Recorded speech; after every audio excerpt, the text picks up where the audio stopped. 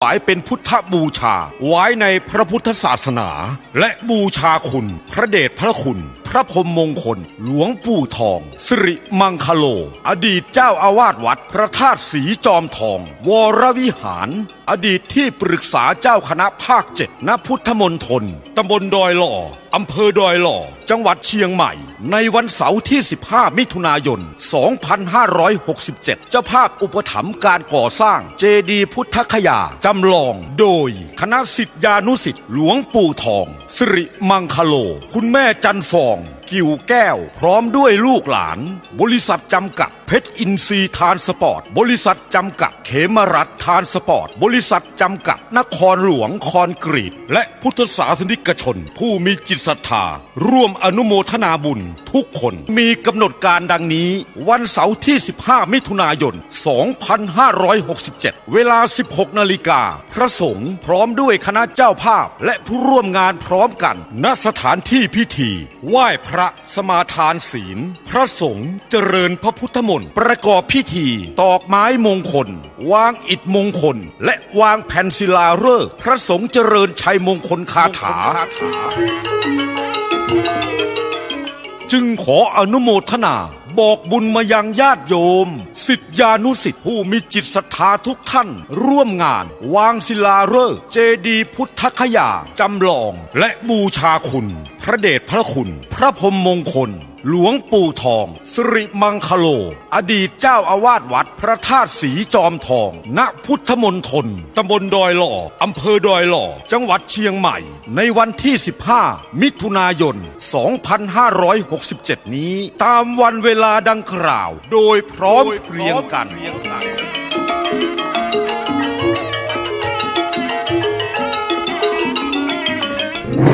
เนื่องในโอกาสพระราชพิธีมหามงคลเฉลิมพระชนมพรรษา6 รอบ 28 กรกฎาคม 2567 รัฐบาลขอเชิญชวนหน่วยงานภาครัฐ ภาคเอกชนและประชาชนร่วมแสดงความจงรักภักดีและสำนึกในพระมหากรุณาธิคุณด้วยการจัดตั้งโต๊ะหมู่ประดิษฐานพระบรมฉายาลักษณ์พระบาทสมเด็จพระเจ้าอยู่หัวพร้อมเครื่องราชสักการะประดับธงชาติไทยธงตราสัญลักษณ์และประดับผ้าระบายสีเหลืองร่วมกับผ้าระบายสีขาวตามอาคารสถานที่ของหน่วยงานและบ้านเรือนพร้อมทั้งจัดกิจกรรมจิตอาสาบำเพ็ญสาธารณประโยชน์เพื่อสืบสานพระราชปณิธานและบำเพ็ญสาธารณกุศลถวายเป็นพระราชกุศลตลอดปี 2567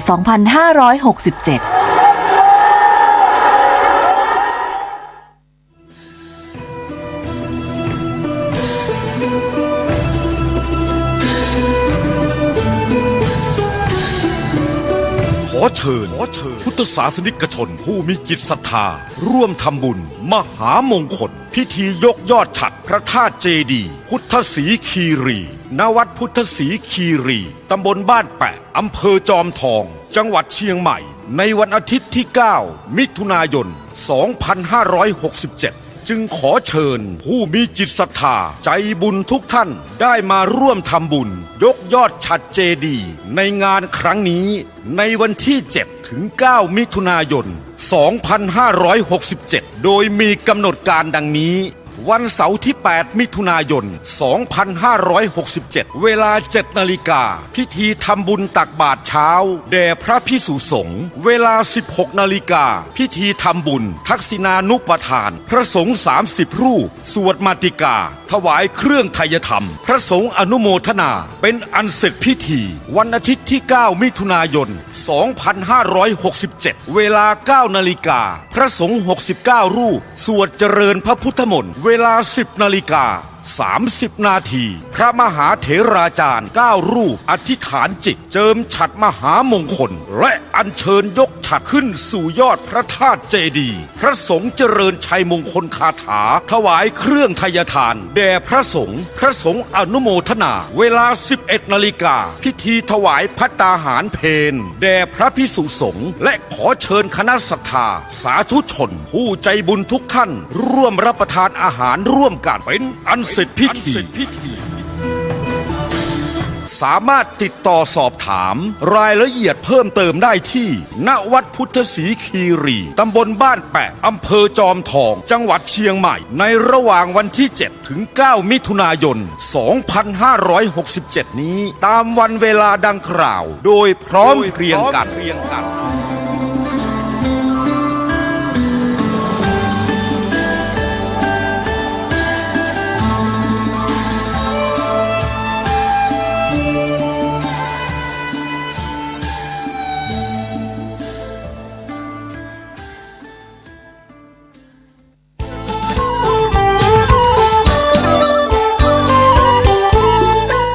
ข่าวสารเพื่อการประชาสัมพันธ์ขอเชิญชวนผู้ใจบุญใจกุศลร่วมพิธีทำบุญตักบาตรมุทิตารำลึกครบรอบวันคล้ายวันเกิดชาติการ146 ปีครูบาเจ้าศรีวิชัยนักบุญแห่งล้านนาไทยตรงกับวันอังคารที่ 11 มิถุนายน พุทธศักราช 2567 ณ ลานอนุสาวรีย์ครูบาศรีวิชัยหมู่ที่ 2 ตำบลสุเทพ อำเภอเมืองเชียงใหม่ จังหวัดเชียงใหม่ มีพระธรรมเสนาบดีรองเจ้าคณะภาค 7 เจ้าอาวาสวัดพระธาตุดอยสุเทพ เป็นประธานฝ่ายสงฆ์นายสิทธิศักดิ์อภิกุลชัยสิทธิ์นายอำเภอเมืองเชียงใหม่ เป็นประธานฝ่ายคฤหัสถ์กำหนดการดังนี้อังคารที่ 11 มิถุนายน 6:09 น.ศรัทธาประชาชนพร้อมกันณ ลานอนุสาวรีย์ครูบาเจ้าศรีวิชัย 6:19 น.ถวายเครื่องสักการะครูบาเจ้าศรีวิชัยโดยนายอำเภอเมืองเชียงใหม่เป็นประธานพิธีนำกล่าวคำไหว้สาสักการะครูบาเจ้าศรีวิชัยโดยพระครูปัญญาสังฆการผู้ช่วยเจ้าอาวาสวัดศรีโสดาพระอารามหลวงกล่าวคำโยงเข้าบาท 6:29 น.พิธีทำบุญตักบาตรมุทิตารำลึกครูบาเจ้าศรีวิชัยพระภิกษุสามเณรจำนวน219รูปออกรับบิณฑบาตรอบอนุสาวรีย์ครูบาเจ้าศรีวิชัย 7:29 น.นายอำเภอสิทธิศักดิ์อภิกุลชัยสิทธิ์นายอำเภอเมืองเชียงใหม่ประธานฝ่ายคฤหัสถ์จุดเทียนธูปบูชาพระรัตนตรัยไหว้พระสมาทานศีลประธานฝ่ายสงฆ์มีพระธรรมเสนาบดีรองเจ้าคณะภาค 7พร้อมพระเถรานุเถระจำนวน12รูปเจริญพระพุทธมนต์สมโภชอนุสาวรีย์ครูบาเจ้าศรีวิชัยประธานฝ่ายสงฆ์กล่าวสัมโมทนียกถาเทิดเกียรติคุณในบารมีพระครูบาเจ้าศรีวิชัยประธานฝ่ายคฤหัสถ์กล่าวพบปะศรัทธาประชาชนอาจารย์กล่าวสุมาครัวตาลถวายจตุปัจจัยไทยธรรมจำนวน15ชุดพระสงฆ์อนุโมทนาวันพาราพระถวายภัตตาหารเช้าแด่พระเถรานุเถระณลานอนุสาวรีย์จำนวน12รูป 9 นาฬิกาพิธีเปิดโครงการบริการประชาชนสักการะครูบารักษาห้วยแก้วประจำปีพุทธศักราช 2567 โดยนายสิริพรสิริโสดาผู้อำนวยการสำนักงานคุมประพฤติจังหวัดเชียงใหม่นำสมาชิกและผู้ถูกคุมประพฤติตลอดถึงอาสาสมัครคุมประพฤติจังหวัดเชียงใหม่60คนบริการสังคมโดยพัฒนาทำความสะอาดรอบอนุสาวรีย์ครูบาศรีวิชัยพร้อมเส้นทางขึ้นดอยสุเทพตามโครงการสักการะครูบารักษาห้วยแก้วประจำปี 2567 เป็นเสร็จพิธีก็เป็นการเชิญชวนคณะสงฆ์คณะศรัทธาและผู้มีความเคารพนับถือในตัวครูบาเจ้าศรีวิชัยในพิธีทำบุญตักบาตรมุทิตารำลึกครบรอบวันคล้ายวันเกิดชาติการ146 ปีครูบาเจ้าศรีวิชัยนักบุญแห่งล้านนาไทยช่วงเช้าอังคารที่ 11 มิถุนายนเวลา 6 นาฬิกาเป็นต้นไปณลานอนุสาวรีย์ครูบาศรีวิชัยหมู่ที่ 2 ตำบลสุเทพอำเภอเมืองเชียงใหม่จังหวัดเชียงใหม่เชิญทุกท่านร่วมงานนี้โดยพร้อมเพรียงกัน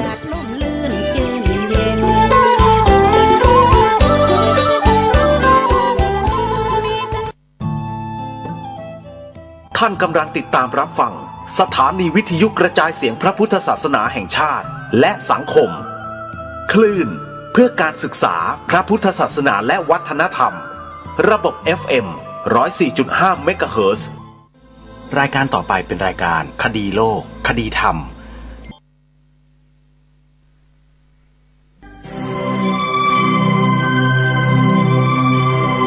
ระบรมราโชวาทพระบาทสมเด็จพระเจ้าอยู่หัวท่านทั้งหลายผู้มาอยู่ในต่างประเทศมีโอกาสอันดีที่จะได้พบเห็นและศึกษาสิ่งต่างๆที่ไม่อาจเรียนรู้ได้ในบ้านเมืองของเราสิ่งเหล่านี้ที่เป็นคุณเป็นประโยชน์ควรศึกษานั้นมีมากมายแต่สิ่งที่ไม่เป็นสาระอันใดก็มีอยู่ไม่ใช่น้อยเช่นสิ่งที่เกิดด้วยความนิยมชั่วครั้งชั่วคราวเป็นต้นเพราะฉะนั้นการที่จะศึกษาให้เกิดปัญญาแตกฉานและได้รับประโยชน์อันแท้จริงจึงขึ้นอยู่กับการรู้จักพิจารณาเลือกเฟ้นท่านจะต้องไม่ลืมว่าตัวเป็นคนไทยเรามีความเจริญของเราเองมาช้านานแล้วซึ่งล้วนเป็นแก่นสารเป็นประโยชน์ยั่งยืนและเหมาะสมแก่คนไทยสิ่งใดที่เรามีดีอยู่แล้วก็ไม่จำเป็นจะต้องแสวงหาสิ่งอื่นมาแทนถ้าเราสามารถรับสิ่งที่เรายังขาดอยู่และที่เราจะนำมาปรับปรุงใช้ให้เป็นประโยชน์แก่บ้านเมืองได้ก็สมควรพระบรมราโชวาทพระราชทานสามัคคีสมาคมในพระบรมราชูปถัมภ์ในการประชุมสามัญประจำปีครั้งที่55วันศุกร์ที่2ถึงวันอาทิตย์ที่11สิงหาคม2511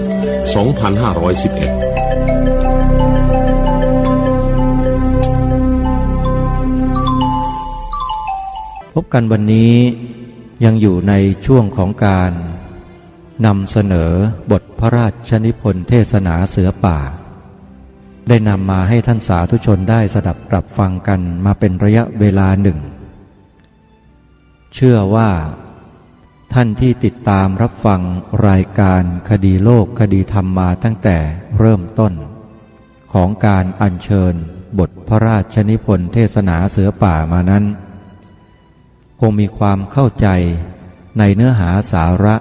ที่พระองค์ท่านได้พระราชทานให้แก่พวกเราเป็นอย่างดียิ่ง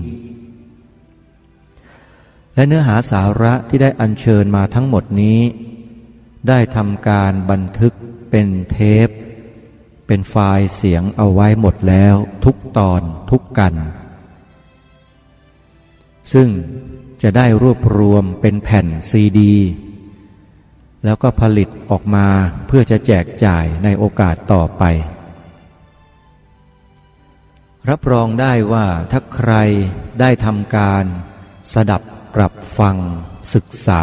เรียนรู้บทพระราชนิพนธ์เทศนาเสือป่านี้แล้วจะมีความเข้าใจถึงความเป็นมาความเป็นไปของประเทศของเราความเป็นไทยของเรามากยิ่งขึ้นกว่าแต่ก่อนเยอะสิ่งนี้องค์พระมหากษัตริย์ทรงปกปักรักษาทรงพาให้พวกเราสืบสารกันมาโดยตลอดไม่มีเลยว่าช่วงใดก็แล้วแต่ที่จะขาดหายไปจากสังคมไทยของเราตลอดระยะเวลากว่า 2,000 ปีที่ผ่านมาจนกระทั่งปัจจุบันโลกทั้งโลกเขายอมรับประเทศไทยของเราเป็นศูนย์กลางพระพุทธศาสนาแห่งโลกไปแล้วผลพวงอันนี้เกิดขึ้นจากน้ำพระราชหฤทัยขององค์บูรพมหากษัตริย์ไทยของเราทั้งสิ้นในฐานะที่เราเป็นคนไทยอยู่ภายใต้พระบรมโพธิสมภารของสถาบันพระมหากษัตริย์มาตั้งแต่ครั้งปู่ย่าตาทวดบรรพบุรุษของเราต้องรำลึกถึงพระมหากรุณาธิคุณอันล้นพ้นนี้ให้ตลอดชีวิตชั่วลูกชั่วหลานจนกระทั่งกัลปวสานทีเดียวถึงแม้ว่ายุคปัจจุบันนี้จะมีลัทธิความเชื่อของกลุ่มบุคคลเข้ามาแทรกแซงกิจการภายในของประเทศเรามากน้อยเพียงใดก็ตามแต่ถ้าตราบใดที่ความรู้สึกนึกคิดแนวคิดของประชาชนคนไทยที่นับถือพระพุทธศาสนาซึ่งเป็นประชาชนส่วนใหญ่ของประเทศเป็นพลเมืองของประเทศ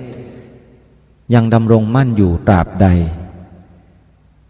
ความมั่นคงแห่งพระบวรพุทธศาสนาก็ยังคงดำรงมั่นอยู่ตราบนั้นแล้วก็จะไม่มีวันเสื่อมสิ้นสลายไปแต่ต่างว่าถ้าชาวพุทธในประเทศไทยของเรามีความไม่มั่นคงในศรัทธาแห่งพระรัตนตรัยไม่มีความมั่นคงแห่งศรัทธาต่อสถาบันพระมหากษัตริย์แล้วไซร้นั่นแหละคือสัญญาณที่กำลังบ่งบอกว่าประเทศไทยความเป็นไทยของเราเริ่มประสบปัญหาแล้วอย่าลืมว่าทุกสิ่งทุกอย่างที่มีความเจริญมั่นคงดำรงมั่นมาอยู่ถึงพวกเราได้ทุกวันนี้เพราะผู้คนในอดีตเขามีจิตใจที่มั่นคงต่อพระรัตนตรัยกันอย่างยิ่งยวด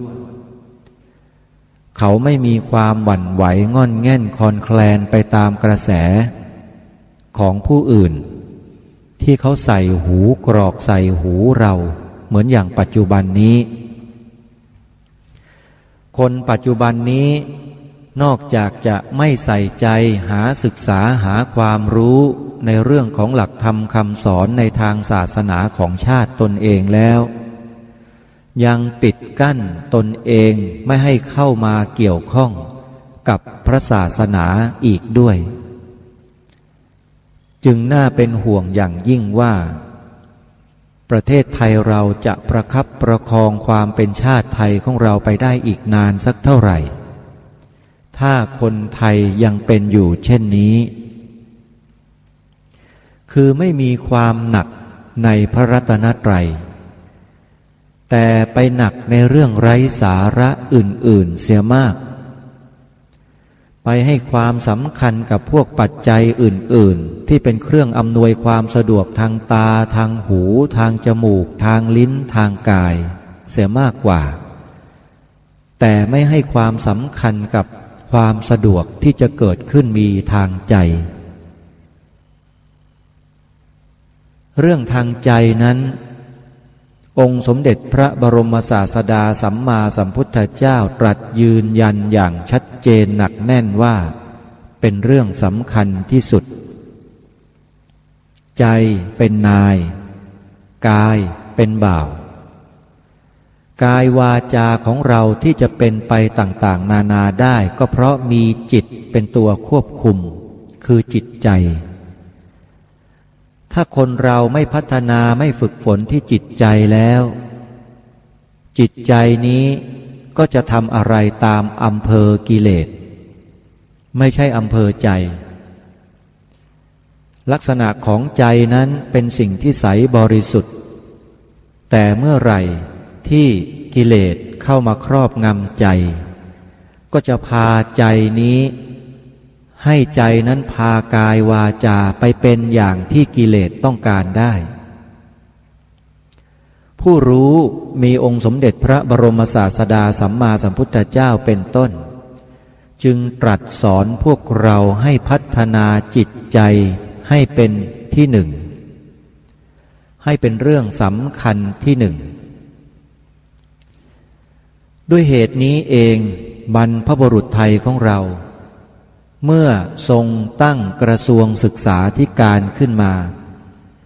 จึงทรงพระราชทานตราสัญลักษณ์ประจำกระทรวงศึกษาธิการเอาไว้เป็นรูปเสมาธรรมจักรแล้วมีตัวอักษรย่อที่เสมาธรรมจักรนี้อยู่4ตัวคือ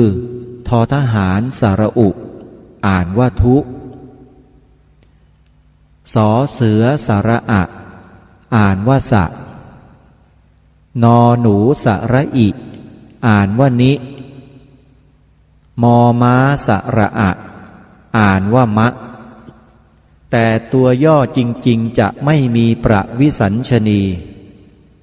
คือไม่มีตัวสระอะมาต่อท้ายคำว่าสะคำว่ามะจะเป็นสอเสือโดดๆและเป็นมอม้าโดดๆยกเว้น ตัวแรกคือทุมีสระอุปรากฏให้เห็นและก็ตัวนิตัวที่สามมีสระอิปรากฏให้เห็นเป็นอักษรบาลีตัวย่อ4ตัวเป็นเครื่องหมายตราสัญลักษณ์ของกระทรวงศึกษาธิการบรรพบุรุษไทยของเราต้องการให้รักษาคุณค่าในทางความคิดของคนในสังคมไทยเอาไว้มาแต่อดีตจึงได้นำตราสัญลักษณ์ดังกล่าวนี้มาเป็นตรากระทรวงศึกษาธิการเพื่อเตือนสติผู้บริหารการศึกษาของชาติในทุกยุคทุกสมัยเอาไว้ว่าประเทศไทยเรานี้เป็นประเทศที่นับถือพระพุทธศาสนามาแต่ดึกดำบรรพ์บรรพบุรุษไทยเราองค์บุรพมหากษัตริย์ไทยเราทรงพาประชาชนคนไทยนับถือพระพุทธศาสนามาโดยตลอดเมื่อจะจัดการศึกษาเล่าเรียนให้เด็กให้ลูกหลานเยาวชนคนไทยแล้วจะต้องไม่ให้บกพร่องไปด้วยเรื่องของศาสนาเด็ดขาดเพราะฉะนั้นหลักสูตรการศึกษาชาติไทยของเราตั้งแต่อดีตมาจึงมีหลักสูตรวิชาศิลธรรมวิชาหน้าที่พลเมืองวิชาประวัติศาสตร์ชาติไทยเป็นวิชาแกนหลักของประเทศชาติบ้านเมืองมาโดยตลอดเพื่อปลูกฝังเด็กและเยาวชนไทยของเรานั้นให้รักและหวงแหนความเป็นไทยมาโดยตลอดแต่พอมาถึงยุคปัจจุบันที่เขาเรียกว่ายุคประชาธิปไตยแนวคิดของนักการศึกษาชาติเริ่มผิดเพี้ยนเปลี่ยนแปลงไปอย่างเห็นได้ชัดปี 2521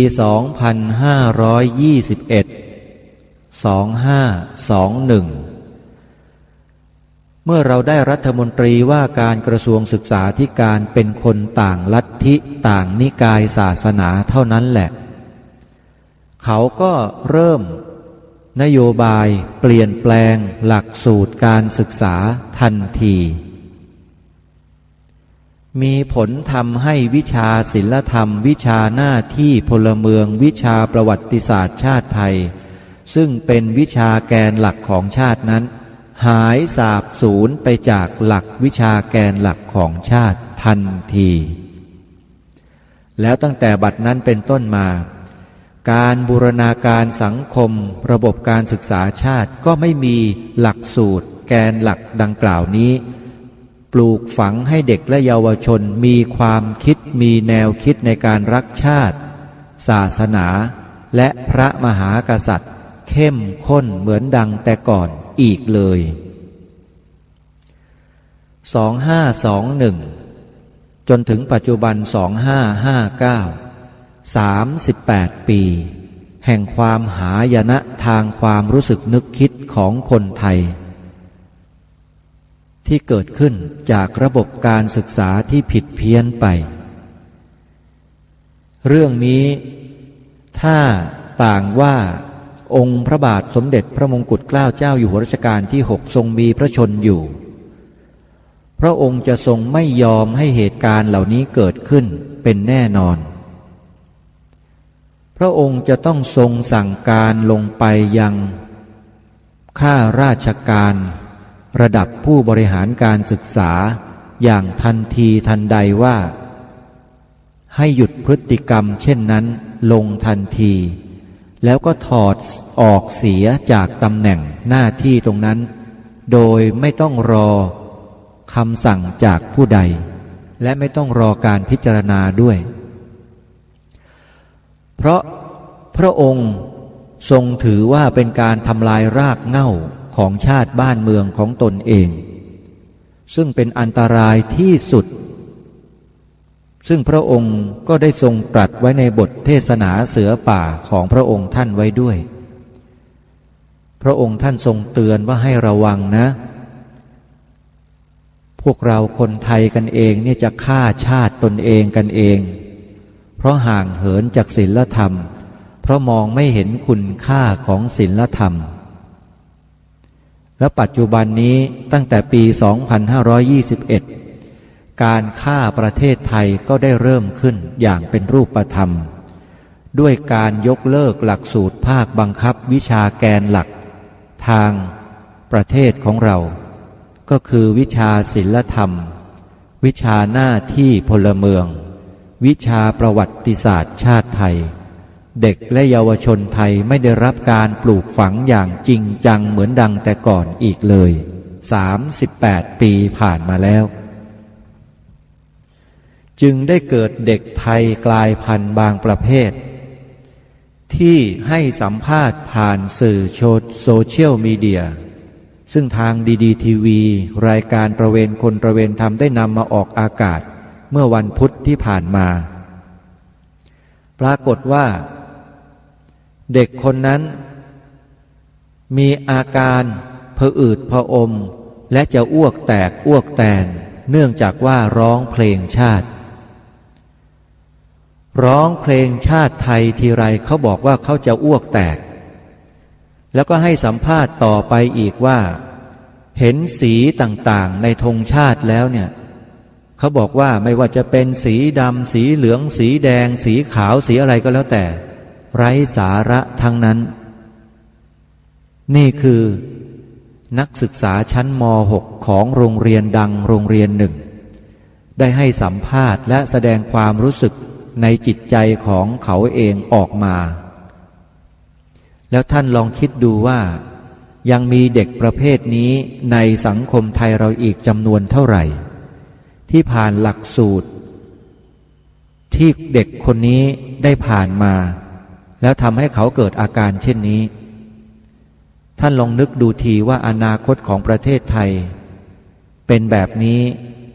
แล้วประเทศไทยในอนาคตจะเป็นแบบใดนี่คือความน่าเป็นห่วงที่องค์พระบาทสมเด็จพระมงกุฎเกล้าเจ้าอยู่หัว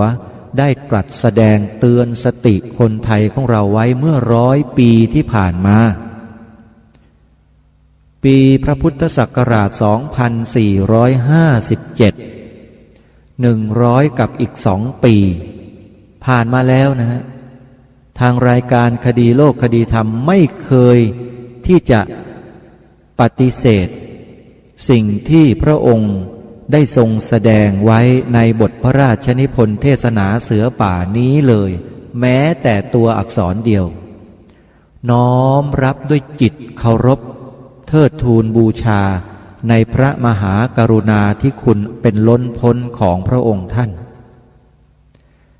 แล้วได้นำมาอ่านออกอากาศรอบนี้เป็นรอบที่3แล้วและได้ทำการบันทึกเทปเอาไว้หมดแล้วจะได้จัดทำเป็นแผ่นซีดีแจกจ่ายให้คนไทยกันทั่วทั้งแผ่นดินได้ไปฟังกันเลยคิดปรารถนาจะหาเจ้าภาพจัดทำแผ่นซีดีชุดนี้ขึ้นมาเป็นกรณีพิเศษใครจะร่วมเป็นเจ้าภาพจัดทำซีดีชุดนี้ขึ้นมาเพื่อแจกจ่ายให้กับลูกหลานเยาวชนคนไทยของเราโดยทั่วไปหรือแม้แต่เจ้าคณะพระสังฆาธิการพระสงฆ์นวกมัชชิมเถระต่างๆทางรายการคดีโลกคดีธรรมยินดีที่จะเป็นสะพานเชื่อมให้บทพระราชนิพนธ์เทศนาเสือป่าไปสู่ผู้คนในประเทศไทยของเราได้รับรู้ศึกษาเรียนรู้และสร้างจิตสำนึกของความเป็นไทยขึ้นมาร่วมกันใครจะเป็นเจ้าภาพขอเชิญญาติโยมได้แสดงความจำนงมาได้ณบัดนี้อาตมาภาพมีหมายเลขโทรศัพท์อยู่2 หมายเลขที่จะให้ญาติโยมสาธุชนติดต่อกันเข้ามาหมายเลขแรกเป็นของอาตมาภาพเองหมายเลขที่2เป็นโทรศัพท์ของจิตอาสาสภาพุทธบริษัทภาคประชาสังคมจิตอาสาโทรเข้ามาเพื่อขอแสดงความจำนงเป็นเจ้าภาพจัดทำซีดีชุดนี้แจกเป็นซีดีเสียงอ่าน บทพระราชนิพนธ์เทศนาเสือป่าแจกเป็นธรรมทานเพราะพระองค์ท่านทรงต้องการให้คนไทยได้รู้ในสิ่งที่พระองค์ตรัสสอนเป็นเรื่องหลักธรรมง่ายๆทางพระพุทธศาสนาของเราโดยสรุปก็คือเรื่องของไตรสรณาคมคือพระพุทธพระธรรมและพระสงฆ์ข้อที่สองก็คือเรื่องของศาสนาเปรียบเทียบเราไม่เคยรู้เลยว่าศาสนาต่างๆในโลกนี้เขาสอนเขาก่อกำเนิดเกิดกันขึ้นมาอย่างไรเรามัวแต่ไปฟังคนอื่นเขาพูดเขาหลอกเขาลวงเราอยู่เราไม่รู้ตัวแต่พระองค์ท่านทรงศึกษาคัมภีร์ของต่างศาสนามาหมดไม่มีเหลือเลยในช่วงระหว่างที่พระองค์เสด็จประพาสไปศึกษาวิชาการที่ยุโรปทรงทำการศึกษาหมดไม่มีเหลือแล้วพระองค์ก็ทรงนำมาเปรียบเทียบกับหลักธรรมคำสอนของพระพุทธศาสนาที่พระองค์ทรงศึกษามาอย่างละเอียดเช่นเดียวกันแล้วก็ทรงเห็นว่าควรจะนำมาเผยแพร่ให้คนไทยได้รู้โดยเฉพาะคนไทยที่ติดในเรื่องของศิวิไลทั้งหลายเนี่ยมองเห็นพวกฝรั่งขี้ฝรั่งก้นฝรั่งหอมทั้งหลายอยู่เนี่ยให้ได้สดับปรับฟังกันจะได้มีสติตื่นรู้ว่าสิ่งที่ตนเองกำลังดมก้นเขาอยู่แล้วบอกว่าหอมอยู่นั้นน่ะมันเป็นสิ่งที่ไม่จริงเพราะฉะนั้นนี่ก็เป็นอีกเรื่องหนึ่งคือเรื่องศาสนาเปรียบเทียบอีกเรื่องหนึ่งก็คือเรื่องของศีลห้าญาติโยมสาธุชนพระองค์ท่านตรัสเรื่องศีลห้าไว้ได้อย่างยอดเยี่ยมที่สุดฟังง่ายเข้าใจง่ายมากแล้วหาผู้ที่จะอธิบายความดั่งพระองค์ท่านนี้หายากมากๆไม่มีบอกได้เลยใครอยากจะรู้เรื่องศีลห้าฟังบทพระราชนิพนธ์เทศนาเสือป่าแล้วท่านจะมีความเข้าใจแล้วปฏิบัติได้เลยอีกเรื่องหนึ่งก็คือเรื่องของความเป็นพุทธศาสนิกชนแรกฟังพระองค์ท่านก็ตกใจอยู่เหมือนกันเหมือนกับว่าพระองค์จะทรงจำกัดไว้แต่เฉพาะผู้ที่มีการศึกษาเล่าเรียนประพฤติปฏิบัติให้ถูกตรงตามหลักของไตรสิกขาตามหลักศีลห้าจึงจะชื่อว่าชาวพุทธแต่พออ่านไปตอนท้ายถัดไปปรากฏว่าพระองค์ตรัสยืนยันว่าหาใช่แต่เพียงที่พระองค์ตรัสไว้เท่านั้นผู้ที่กล่าวเพียงไตรสรณาคม3 ครั้งก็ถือว่าเป็นพุทธศาสนิกชนที่ดีแล้วเพราะอะไรเพราะใจเขายอมลงปลงเชื่อในพระรัตนตรัยจึงกล่าวไตรสรณาคมเช่นนั้นคือยอมรับนับถือพระพุทธพระธรรมพระสงฆ์เป็นที่พึ่งและคำนี้ถ้าหากใครคนต่างลัทธินิกายศาสนาใดจะบอกว่าเป็นการท่องแบบนกแก้วนกขุนทองไม่มีความหมายอะไรข้าพเจ้าก็ขอเชิญผู้ที่นับถือลัทธินิกายต่างศาสนานั้นมากล่าวไตรสรณาคม3 ครั้งทั้งทุติยัมปิทั้งตติยัมปิอย่างละ3 ครั้งออกทีวีออกวิทยุให้ผู้คนได้สดับปรับฟังได้ไหมท้าทายกันถึงขนาดนี้เลยถ้าหากคุณมองว่าผู้ที่กล่าวเพียงแค่ไตรสรณาคมแล้วไม่ใช่ชาวพุทธเนี่ยให้คุณมากล่าวหน่อยคุณจะกล้ากล่าวไหมก็ไม่มีใครกล้ามากล่าวท่านสาธุชนเพราะอะไรเพราะคำว่าพุทธังสรณังคัจฉามิเป็นคำกล่าวปฏิญาณตนว่ายอมรับนับถือพระพุทธเจ้าพระธรรมและพระสงฆ์คือพระรัตนตรัยเป็นที่พึ่งนี่เพราะฉะนั้นพระองค์ท่านจึงทรงตรัสย้ำในครั้งต่อมาว่าผู้ที่ถือว่าเป็นชาวพุทธไม่ได้หมายเฉพาะผู้ที่ศึกษาเล่าเรียนประพฤติปฏิบัติเข้มงวดกวดขัน แล้วอยู่ในศีลในธรรมอย่างเดียวแต่ผู้ที่เพียงแค่กล่าวไตรสรณาคมเท่านั้นก็ถือว่าเป็นพุทธศาสนิกชนได้เช่นเดียวกันเพราะฉะนั้นชาวพุทธ 94.75% ก็ยังเป็นชาวพุทธอยู่วันยังค่ำนั่นเองท่านสาธุชนทุกท่านอย่าหวั่นไหวยังไงเราก็คือชาวพุทธยังไงประเทศไทยเราก็เป็นประเทศพระพุทธศาสนาจะเป็นประเทศศาสนาอื่นไปไม่ได้นี่ถ้าเราไม่ได้สดับปรับฟังบทพระราชนิพนธ์เทศนาเสือป่าเราจะไม่รู้ในเรื่องเหล่านี้เลยและบางทีเราก็อาจจะถูกล่อลวงหลอกลวงด้วยวาจาของคนประเภทพวกผู้ดีทั้งหลายตามที่พระองค์ตรัสเนี่ยขโมยเอาความรู้สึกนึกคิดที่ถูกต้องของเราเอาไปแล้วใส่มิจฉาทิฏฐิเข้ามาแทนถือว่าเป็นพวกขโมยในระดับผู้ดีที่ทำผิดศีลในข้อที่สองอีกด้วยนี่ขโมยทรัพย์อยู่ภายในนะฮะเป็นอริยทรัพย์หนักกว่าทรัพย์ภายนอกเสียอีกเอาสิเห็นไหมล่ะใช้วาจาพูดกลิ้นกลอกหลอกลวงหลอกล่อให้ชาวพุทธเปลี่ยนศาสนานี่เป็นการขโมยที่รุนแรงที่สุดในโลกนะฮะหนักมากหนักกว่าการขโมยหยิบฉวยเอาสิ่งของเสียอีกคือขโมยทั้งชีวิตเลย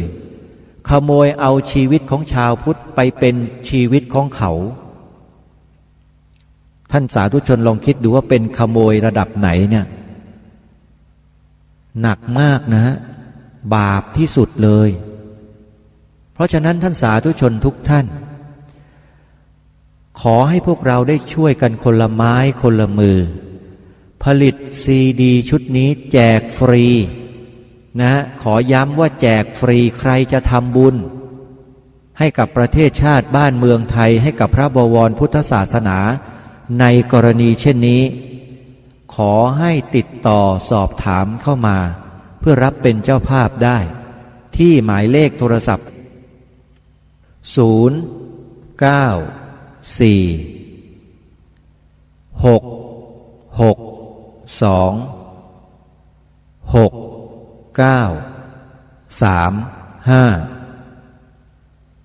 โทรมาตอนในช่วงเช้าและช่วงบ่ายเท่านั้น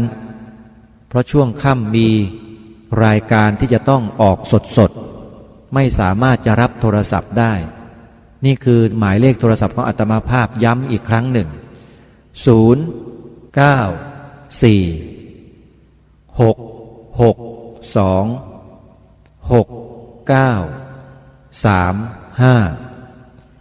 เป็นบุญของท่าน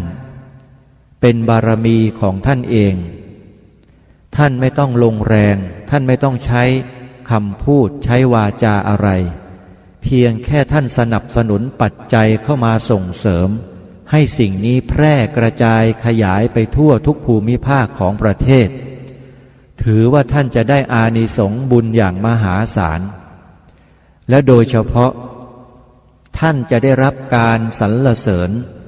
จากดวงพระวิญญาณขององค์พระบาทสมเด็จพระมงกุฎเกล้าเจ้าอยู่หัวอย่างแน่นอนเพราะพระองค์ท่านทรงฝากในสิ่งที่พระองค์ท่านได้ตรัสสอนไว้ในบทพระราชนิพนธ์เทศนาเสือป่านี้ให้แก่ลูกหลานไทยของเราสืบสารกันต่อไปชั่วกาลปวสานมีคำนี้มีอยู่ในบทพระราชนิพนธ์ของพระองค์ท่านนะฮะให้พวกเราเนี่ยสืบสารและรักษาในสิ่งที่พระองค์ได้ทรงรักษามานี้เนี่ยไปจนชั่วกาลปวสานฮะไม่มีที่สิ้นสุดจนกว่าโลกนี้มันจะแตกจะสลายตายไปกับเหตุที่เกิดขึ้นในจักรวาลไม่ว่าจะด้วยน้ำด้วยไฟด้วยลมก็แล้วแต่คือความวินาศโลกะวินาศด้วยธรรมชาติสามอย่างคือน้ำไฟแล้วก็ลมนั่นแหละเราต้องรักษากันถึงขนาดนั้นนี่คือการตั้งปณิธานการตั้งปณิธานเป็นพันธกิจที่เราชาวพุทธจะต้องทำร่วมกันพันธกิจนี้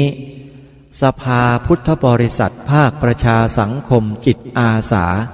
ถือเป็นหลักการสำคัญในการดำเนินกิจการของสภาท่านที่เป็นสมาชิกสภาพุทธบริษัททุกท่านถือว่ามีพันธกิจนี้ร่วมกันเราจะเดินไปด้วยกันเราจะมีความมั่นคงต่อสิ่งนี้ที่พระองค์ได้พระราชทานไว้ให้อย่างมั่นคงถาวรจนชั่วกาลปวสานด้วยกันใครจะมาพูดอย่างไรใครจะมาดำเนินการอย่างไรเราจะไม่มีวันหวั่นไหวเพราะจิตใจเรามั่นคงขอให้จิตใจเรามั่นคงเพียงอย่างเดียวความสำเร็จก้าวเข้ามาถึง 50% แล้วที่เหลืออีก 50% ก็เป็นเรื่องของการดำเนินการทางกายและวาจาของเรานี่คือการประกอบกองการกุศลตามหลักของพระพุทธศาสนาคือกายวาจาแล้วก็ใจอันประกอบไปด้วยสุจริตธรรมสิ่งที่พระองค์ตรัสสอนนี้คือสุจริตธรรมการที่เราได้สนับสนุนส่งเสริมในสิ่งที่พระองค์ได้ตรัสไว้นำมาเผยแพร่ถือว่าเรากำลังทำความสุจริตธรรมให้เกิดขึ้นในสังคมไทยเป็นสิ่งที่ดีเป็นสิ่งที่ควรสนับสนุนอย่างยิ่งนี่คือพันธกิจที่เราจะต้องทำร่วมกันตลอดไปตลอดชีวิตที่เรามีลมหายใจอยู่แล้วไม่ใช่เฉพาะเราเท่านั้นสืบสารปณิธานนี้ให้กับลูกหลานเยาวชนของเราไปด้วยให้เขาได้สดับให้เขาได้ฟังให้เขาได้เรียนรู้ในสิ่งที่บรรพบุรุษของเขาฝากเอาไว้ด้วยอย่าปล่อยปละละเลยเป็นอันขาดแล้วเดี๋ยวประเทศชาติเราจะพังอย่าปล่อยปละละเลยเป็นอันขาดเดี๋ยวประเทศชาติเราจะพังนี่คือความจริงประเทศชาติบ้านเมืองไทยของเราที่ไม่พังเพราะเราและบรรพบุรุษของเราได้สืบสารพระราชปณิธานขององค์บูรพมหากษัตริย์มาอย่างนี้โดยตลอดตกมาถึงยุคของเราเราจะละเลยหน้าที่ในส่วนนี้ไปไม่ได้เราจะต้องกลับมาทำหน้าที่ของเราให้เข้มข้นเข้มแข็งมั่นคงชั่วกาลปวสานกันต่อไปเพราะฉะนั้นท่านใดที่มีกำลังความสามารถที่จะทำให้บทพระราชนิพนธ์เทศนาเสือป่าเข้าไปปลูกฝังอยู่ในจิตสำนึกของคนไทยของเราอย่างกว้างขวางได้อาตมาภาพยินดีที่จะเป็นสะพานบุญเชื่อมโยงระหว่างท่านกับสิ่งนี้ให้เข้าไปสู่จิตใจของประชาชนคนไทยด้วยตัวของตัวเองจึงขอเรียนเชิญท่านที่จะเป็นเจ้าภาพผลิตแผ่นซีดีบันทึกเสียงอ่านบทพระราชนิพนธ์เทศนาเสือป่านี้แจกให้กับประชาชนคนไทยได้ฟังกันเดี๋ยวนี้เทคโนโลยีสมัยใหม่ขับรถขับราไปที่ไหนไกลๆก็ฟังบทพระราชนิพนธ์เทศนาเสือป่าได้ตลอดขอเชิญนะโยมนะอย่ารอช้านี่เป็นโอกาสสำคัญที่เราจะได้มีส่วนร่วมทำให้พระราชปณิธานขององค์พระบาทสมเด็จพระมงกุฎเกล้าเจ้าอยู่หัวรัชกาลที่ 6ของเราได้ประสบความสำเร็จสมดังพระราชปณิธานของพระองค์ท่านพระองค์ท่านทรงฝากบทพระราชนิพนธ์เทศนาเสือป่าไว้ให้กับพวกเราลูกหลานไทยได้สืบสารต่อไปจนชั่วกาลปวสานอาตมาภาพได้นำพาพวกเราได้ทำหน้าที่กันแล้วใครมีกำลังอย่างไรเราก็ทำอย่างนั้นใครไม่มีกำลังความสามารถในการนำเสนอ ในการแจกจ่ายในการบริหารจัดการ ท่านก็ช่วยในด้านของเงินทุนกองทุนและปัจจัยอาตมาภาพจะเป็นสะพานเชื่อมสิ่งนี้ให้ไปสู่พี่น้องประชาชนคนไทยเองเพราะฉะนั้นถ้าหากญาติโยมท่านใดต้องการจะทำบุญตั้งแต่บัดนี้สร้างบารมีตั้งแต่บัดนี้ทันทีทันใดโดยการโอนปัจจัยเข้าบัญชีธนาคารก็สามารถดำเนินการได้ทันทีอาตมาภาพได้เปิดบัญชีไว้นานแล้วส่วนตัวเป็นบัญชีธนาคารไทยพาณิชย์ธนาคารไทยพาณิชย์สาขาท่าพระจันทร์สาขาท่าพระจันทร์ชื่อบัญชีพระปลัดนรงฤทธิ์ทองแม้นชื่อบัญชีพระปลัดนรงฤทธิ์ทองแม้นบัญชีเลขที่114-214-9897หมายเลขบัญชีอีกครั้ง114-214-9897เมื่อท่านโอนปัจจัยเข้ามาแล้วช่วยโทรศัพท์แจ้งให้อาตมาภาพให้ทราบด้วยหรือท่านจะส่งรายละเอียดใบเปย์อินการโอนเงินมาที่โทรสารก็ได้นะโยมนะเขียนชื่อนามสกุลที่อยู่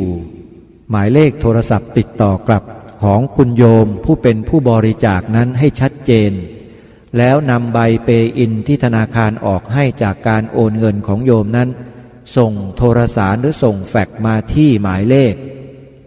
02-166-6248อีกครั้งหมายเลขโทรสาร02-216-6248เขียนที่หัวกระดาษก่อนที่จะส่งแฟกซ์มาด้วยว่า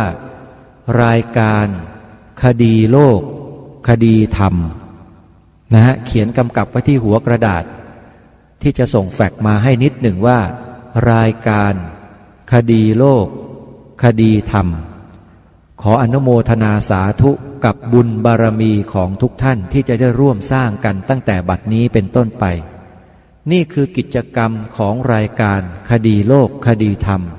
ที่พาท่านผู้ฟังได้ร่วมกันทำหมายเลขโทรศัพท์อีกครั้งหนึ่งเป็นการทิ้งท้ายรายการเพื่อให้ญาติโยมได้ทบทวนแล้วก็จะได้โทรศัพท์เข้ามาร่วมบุญกัน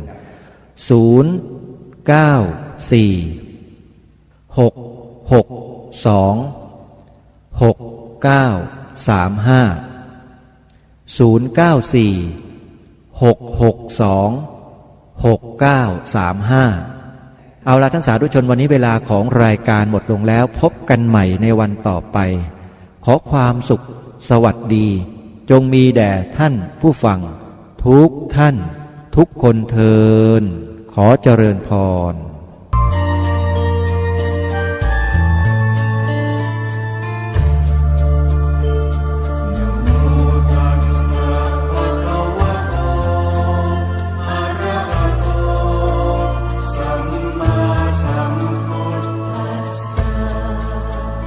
5 มิถุนายน 2567 วัดหนองกายจัดพิธีกรรมใหญ่แบบล้านนา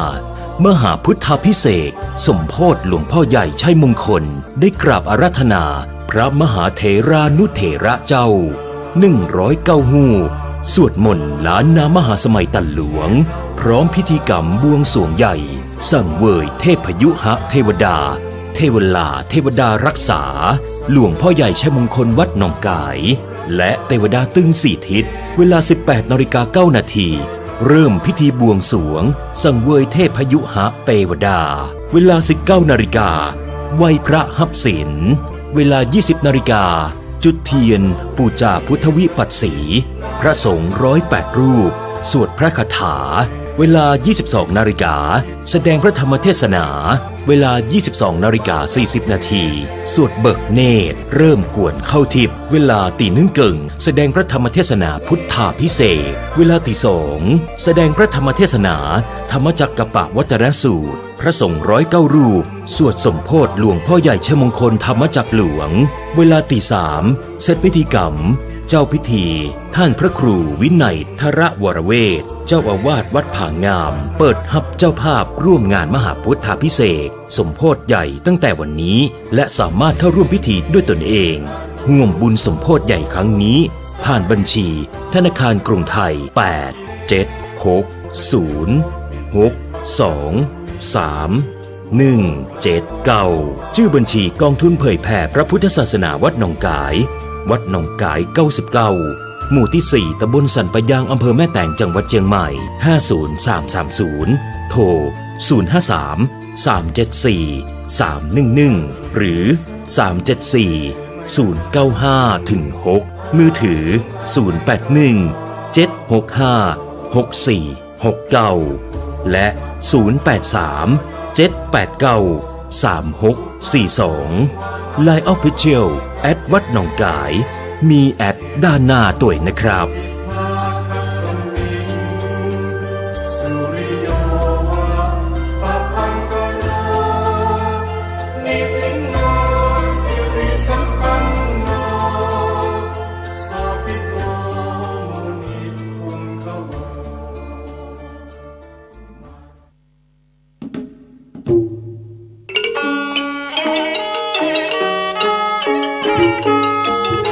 ขอเชิญพุทธศาสนิกชนร่วมงานพิธีวางศิลาฤกษ์เจดีย์พุทธคยาจำลองเพื่อถวายเป็นพุทธบูชาไว้ในพระพุทธศาสนาและบูชาคุณพระเดชพระคุณพระพรหมมงคลหลวงปู่ทองสิริมังคโลอดีตเจ้าอาวาสวัดพระธาตุศรีจอมทองวรวิหารอดีตที่ปรึกษาเจ้าคณะภาค 7 ณ พุทธมณฑลตำบลดอยหล่ออำเภอดอยหล่อจังหวัดเชียงใหม่ในวันเสาร์ที่ 15 มิถุนายน 2567 เจ้าภาพอุปถัมภ์การก่อสร้างเจดีย์พุทธคยาจำลองโดยคณะศิษยานุศิษย์หลวงปู่ทองสิริมังคโลคุณแม่จันฟองกิ่วแก้วพร้อมด้วยลูกหลานบริษัทจำกัดเพชรอินทรีย์ทานสปอร์ตบริษัทจำกัดเขมรัฐทานสปอร์ตบริษัทจำกัดนครหลวงคอนกรีตและพุทธศาสนิกชนผู้มีจิตศรัทธาร่วมอนุโมทนาบุญทุกคนมีกำหนดการดังนี้วันเสาร์ที่ 15 มิถุนายน 2567 เวลา 16 นาฬิกาพระสงฆ์พร้อมด้วยคณะเจ้าภาพและผู้ร่วมงานพร้อมกันณสถานที่พิธีไหว้พระสมาทานศีลพระสงฆ์เจริญพระพุทธมนต์ประกอบพิธีตอกไม้มงคลวางอิฐมงคลและวางแผ่นศิลาฤกษ์พระสงฆ์เจริญชัยมงคลคาถาจึงขออนุโมทนาบอกบุญมายังญาติโยมศิษยานุศิษย์ผู้มีจิตศรัทธาทุกท่านร่วมงานวางศิลาฤกษ์เจดีย์พุทธคยาจำลองและบูชาคุณพระเดชพระคุณพระพรหมมงคลหลวงปู่ทองสิริมังคโลอดีตเจ้าอาวาสวัดพระธาตุศรีจอมทองณพุทธมณฑลตำบลดอยหล่ออำเภอดอยหล่อจังหวัดเชียงใหม่ในวันที่ 15 มิถุนายน 2567 นี้ตามวันเวลาดังกล่าวโดยพร้อมเพรียงกัน